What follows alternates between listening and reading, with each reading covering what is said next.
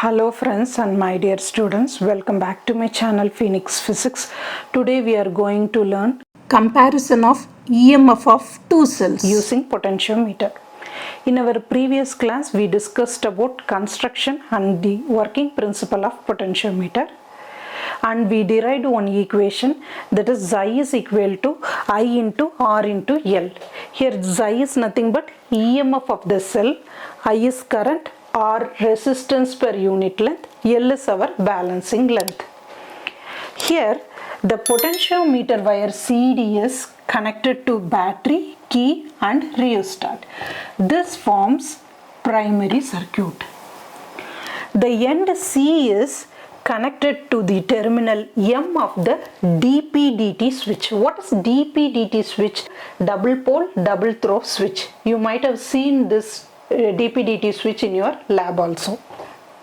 Then the terminal N is connected to jockey through galvanometer and high resistance.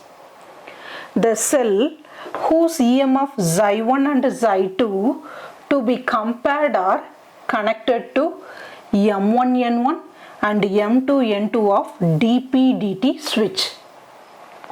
Say for example, this cell is our Leclanche cell and this cell is Daniell cell.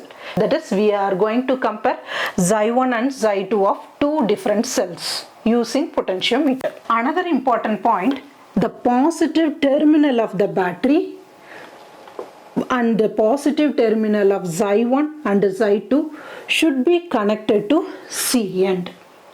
Now the DP/dt switch is pressed towards M1N1. So the xi1, the EMF xi1 is included in the secondary circuit. This is our secondary circuit. How do you measure the balancing length? Just move the jockey. At particular point, galvanometer shows null deflection. Mark that point as J. So Cj is nothing but our balancing length L1.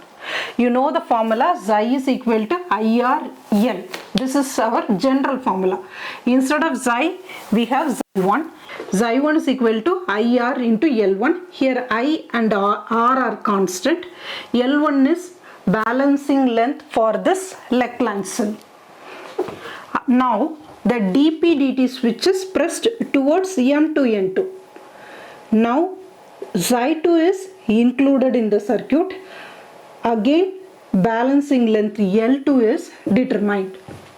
How do you write the equation? xi2 is equal to IRL2. Say this is my equation 1 and this is my equation 2. Divide equation 1 and 2. So xi1 by xi2 equal to L1 by L2.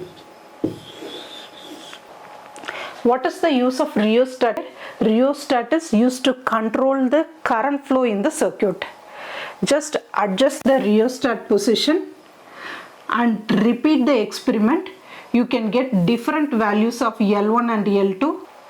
From this formula, you can easily compare the EMF of the two cells. So xi1 by xi2 is equal to L1 by L2.